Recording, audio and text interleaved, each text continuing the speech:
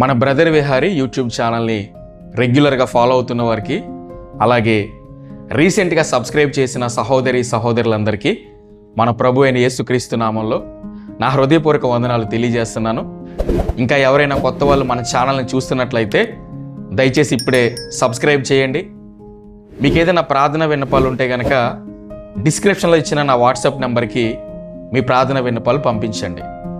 ఈ భూమి మీద ప్రతి జనరేషన్లో కూడా దేవుడు ఉన్నాడు అని నమ్మేవారు ఉన్నారు. అసలు దేవుడు అనేవాడు లేడు, ఇదంతా అబద్ధమని కొట్టిపారేసే నాస్తికులు ఉన్నారు. దేవుని నమ్మే వాళ్ళ దగ్గరికి వెళ్ళి, మీరు నమ్మే దేవుడు గనక నిజంగా ఉంటే నాకు ఇప్పుడే తీసుకొచ్చి చూపించండి అని అడిగితే ఎవరు కూడా దేవుణ్ణి తీసుకొచ్చి చూపించలేరు. అలాగే దేవుడు లేడు అనే నాస్తికుల దగ్గరికి వెళ్ళి, మీరు దేవుడు లేడంటున్నారు కదా, దేవుడు గనక లేకపోతే ఈ సృష్టిని ఎవరు సృష్టించారు, ఇంత సిస్టమేటిక్గా దీన్ని ఎవరు ఆపరేట్ చేస్తున్నారు, ఇంత చక్కగా దీన్ని ఎవరు డిజైన్ చేశారు, దేవుడు లేడు అనడానికి మీ దగ్గర ఉన్న ఆధారాలు ఏంటి అని అడిగితే ఏ నాస్తికుడు కూడా, ఏ శాస్త్రవేత్త కూడా దేవుడు లేడు అనే విషయాన్ని ఎవరు కూడా నిరూపించలేకపోయారు. చూడండి, సైన్స్ అనేది కంటికి కనపడే విషయాలను మాత్రమే నమ్ముతుంది. బెల్జియంకు చెందిన జార్జ్ లెమైట్రే అనే ఖగోళ శాస్త్రవేత్త ఒక సిద్ధాంతాన్ని ప్రతిపాదించాడు. అదేంటంటే, కొన్ని లక్షల కోట్ల సంవత్సరాల క్రితం ఒక భారీ విస్ఫోటనం జరిగి, ఒక భారీ పేలుడు జరిగి జీవకణాలని వచ్చాయి, వాటిలో నుండి సృష్టి అంతా వచ్చింది అని ప్రతిపాదించాడు. దీన్నే బిగ్ బ్యాంగ్ థియరీ అంటారు. అలాగే చార్లెస్ డార్విన్ అనే శాస్త్రవేత్త మనిషి అనేవాడు కోతి నుంచి వచ్చాడు అనే సిద్ధాంతాన్ని ప్రతిపాదించాడు. కాకపోతే వీళ్ళెవరూ కూడా ఈ సిద్ధాంతాలని ప్రతిపాదించారు కానీ వీటిని రియాలిటీలో నిరూపించలేకపోయారు. దేవుడు ఉంటే కంటికి కనపడాలి కదా, కంటికి కనపడని దానిని మనం ఎందుకు నమ్మాలి అనేది వీరి వాదన. చూడండి, మనం ఇంట్లో వాడే చిన్న గుండిసుదు దగ్గర నుండి ఆకాశంలో ఎగిరే విమానం దాకా, చివరికి అంతరిక్షంలోకి పంపించే ర్యాకెట్ దాకా ప్రతి దానికి సృష్టికర్త అనేవాడు ఉంటాడు. సో క్రియేషన్ అనేది ఎక్కడ ఉంటుందో దానికి ఖచ్చితంగా క్రియేటర్ అనేవాడు ఉంటాడు. ఎవరైనా సరే ఈ వస్తువు ఎక్కడ కొన్నారండి, ఇది ఎక్కడ తయారు చేశారని అడిగితే, లేదండి ఇది దానంతట అదే వచ్చేసిందని సమాధానం చెప్తే ఎవరైనా నమ్ముతారా? ఎవరు కూడా నమ్మరు. ఎందుకంటే సృష్టి ఉంది అంటే దానికి ఖచ్చితంగా సృష్టికర్త అనేవాడు ఉంటాడు. అలాగే ఈ సృష్టినంతా సృష్టించిన సృష్టికర్త ఉన్నాడు, అలాగే మానవులందరినీ సృష్టించిన సృష్టికర్త కూడా ఉన్నాడు. ఒక మనిషికి 2 కళ్ళు ఉండాలి, 2 కాళ్ళు ఉండాలి, 2 చేతులు ఉండాలి, 2 చెవులు ఉండాలి, ఒక ముక్కు ఉండాలి, దానికి 2 నాసికా రంధ్రాలు ఉండాలని ఎవరు నిర్ణయించారు? ఎవరు డిసైడ్ చేశారు? మనకు మనమే డిసైడ్ చేసుకుని మనమే పుట్టించుకున్నామా? లేక ప్రకృతి సంబంధంగా దానంతట అదే వచ్చేసిందా? లేక ఎవరో మనల్ని ఇలా డిజైన్ చేశారా? బైబిల్ ఏం చెప్తుందంటే, దేవుడు ఆయన రూపంలో ఆయన పోలికి చెప్పిన మానవులందరినీ సృష్టించాడని బైబిల్లో రాయబడి ఉంది. అలాగే దేవుడు తనను తాను ఎలా కనపరుచుకోవాలో, ఎలాగా మానవులందరికీ ఉన్నాడని నిరూపించుకోవాలో దేవుడే నిర్ణయించాడు. దేవుడు ఉన్నాడని భౌతికంగా మనకి కనపడకపోయినా, భౌతికంగా తనను తాను ప్రత్యక్షపరచుకోకపోయినా, అనేక మార్గాల ద్వారా దేవుడు ఉన్నాడనే విషయాన్ని మానవులకి దేవుడు నిరూపించుకుంటూనే ఉన్నాడు. అందులో మొట్టమొదటిది, దేవుడు మానవులతో మాట్లాడడం ద్వారా ఆయన ఉన్నాడు అనే విషయాన్ని దేవుడు మానవులకి నిరూపించుకున్నాడు. దేవుడు అనేవాడు గనక మాట్లాడేవాడు కాకపోతే దేవునికి ఒక బొమ్మకి పెద్ద తేడా ఏముండదు. సో దేవుడు రకరకాల మార్గాల ద్వారా మానవులతో మాట్లాడుతూ ఉంటాడు. కొంతమందితో డైరెక్ట్గా స్వరంతో మాట్లాడతాడు, కొంతమందితో కళల ద్వారా మాట్లాడతాడు, కొంతమందితో దర్శనాల ద్వారా మాట్లాడతాడు, కొంతమందితో వాక్యము ద్వారా మాట్లాడతాడు. అంటే వాక్యం చదువుతున్నప్పుడు దేవుడు మనతో మాట్లాడతాడు, అలాగే వాక్యం వింటున్నప్పుడు కూడా దేవుడు మనతో మాట్లాడతాడు. చూడండి, మనం ఏదైనా ఒక పుస్తకం చదువుతున్నప్పుడు ఆ పుస్తకం రాసిన రచయిత గొప్పతనం మనకు అర్థమవుతుంది. కానీ బైబిల్ చదువుతున్నప్పుడు దేవుని గురించి మనకు అర్థమవుతుంది, అన్నిటికంటే ఆశ్చర్య విషయం ఏంటంటే మనమేంటో మనకు అర్థమవుతుంది. అంటే దేవుని మాటలు అనేవి మనుషుల్ని ప్రభావితం చేస్తాయి, దేవుని మాటలు మనుషుల్ని పట్టుకుంటాయి.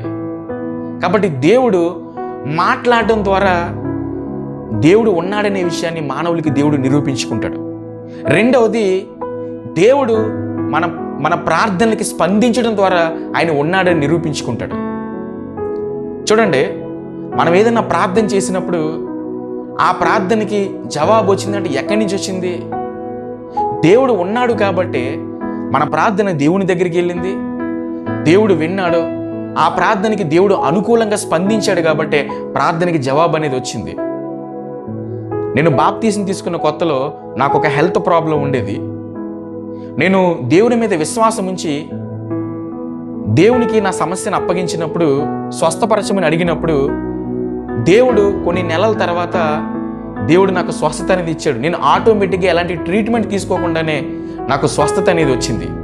అప్పుడు దేవుని మీద నా విశ్వాసం అనేది ఇంకా బలపడింది. అంటే చూడండి, నేను చేసిన ప్రార్థన దేవుడు అనేవాడు లేకపోతే ఎక్కడికి వెళ్ళింది? దేవుడు ఉన్నాడు కాబట్టి, ఆయన నా ప్రార్థన విన్నాడు కాబట్టి, నా ప్రార్థనకి అనుకూలంగా స్పందించాడు కాబట్టి నేను చేసిన ప్రార్థనకి ట్రీట్మెంట్ లేకుండానే దేవుడు నన్ను స్వస్థపరిచాడు. కాబట్టి దేవుడు రెండవదిగా మనకి తిరిగి స్పందించడం ద్వారా దేవుడు ఉన్నానని నిరూపించుకుంటాడు. కొన్నిసార్లు అన్ని జనుల ప్రార్థనలు కూడా దేవుడు వింటాడు. ఇది ఇంకా గొప్ప విషయం. ఆయనను నమ్మకపోయినా, ఆయన మీద ఎవరైనా కష్టాల్లో ఉండి విశ్వాసం ఉంచితే దేవుని నమ్మని వారి ప్రార్థనలు కూడా దేవుడు వింటాడు, వారికి దేవుడు జవాబిస్తాడు. అయితే మేలు పొందుకున్న తర్వాత దేవుడు ఆయననే వెంబడించాలని దేవుడు కోరుకుంటాడు. ఇక మూడవదిగా, దేవుడు అద్భుతాల ద్వారా ఆయన ఉన్నానని నిరూపించుకుంటాడు. 2000 సంవత్సరాల క్రితం యేసు ప్రభు వారు ఈ లోకంలో ఎన్నో అద్భుతాలు చేశారు, ఎన్నో స్వస్థత కార్యాలు చేశారు, ఎన్నో ఆశ్చర్యకార్యాలు చేశారు. చనిపోయిన వారిని సైతం ఆయన లేవనెత్తాడు. అలాగే ఇప్పుడు కూడా దేవుడు మరి ఎన్నో కోట్ల మందికి ఈ ప్రపంచంలో ఇప్పటికే ఆయన అద్భుతాలు రుచి చూపించి ఎంతోమందిని దేవుడు ఉన్నానని దేవుడు మానవులకి నిరూపించుకున్నాడు. చాలామంది ఈ స్వస్థతలో అద్భుతాలని అబద్ధం అని దేవుని సేవకుల్ని, పాస్టర్ని చాలామంది విమర్శించే వాళ్ళు ఉన్నారు. నేనేమంటానంటే, నీకు ఏదైనా హార్ట్ అటాక్ వస్తే నువ్వు ఇంట్లో కూర్చుంటావా, లేక ట్రీట్మెంట్ కోసం హాస్పిటల్కి వెళ్తావా? అలాగే దేవుడు నిన్ను స్వస్థపరచాలంటే నువ్వు దేవుని దగ్గరికి వచ్చి దేవుని మీద విశ్వాసం ఉంచితే, నిన్ను స్వస్థపరచడం దేవునికి అవసరం అనుకుంటే దేవుడు నిన్ను స్వస్థపరుస్తాడు. నువ్వు విమర్శిస్తే దేవుడు నిన్ను స్వస్థపరచడు, నువ్వు విశ్వాసం ఉంచితే దేవుడు స్వస్థపరుస్తాడు. కాబట్టి దేవుడు ఆయన అద్భుతాల ద్వారా ఉన్నానని దేవుడు నిరూపించుకుంటాడు.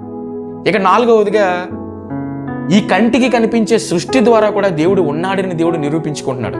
కీర్తనల గ్రంథం 19:1 ఆకాశములు దేవుని మహిమని వివరించుచున్నవి, అంతరిక్షము ఆయన చేతి పనిని ప్రచురపరచుచున్నది. అంటే ఈ సృష్టి అనేది దేవుని ద్వారా మాత్రమే వచ్చిందని దేవుడు స్పష్టంగా బైబిల్లో రాయించాడు. కాబట్టి కంటికి కనపడే ఈ సృష్టి కూడా దేవుని ద్వారా సృష్టించబడింది అనే విషయాన్ని మనకు బోధిస్తుంది. దేవుడు ఈ కంటికి కనపడే సృష్టి ద్వారా కూడా ఆయన ఉన్నాడనే విషయాన్ని దేవుడు మానవులందరికీ నిరూపించుకుంటున్నాడు. బైబిల్లో దేవుడు చరిత్రలో ఏం చేశాడో అవన్నీ బైబిల్లో రాయబడ్డాయి. భవిష్యత్తులో ఏం చేయబోతున్నాడో కూడా ఇందులో రాయబడ్డాయి.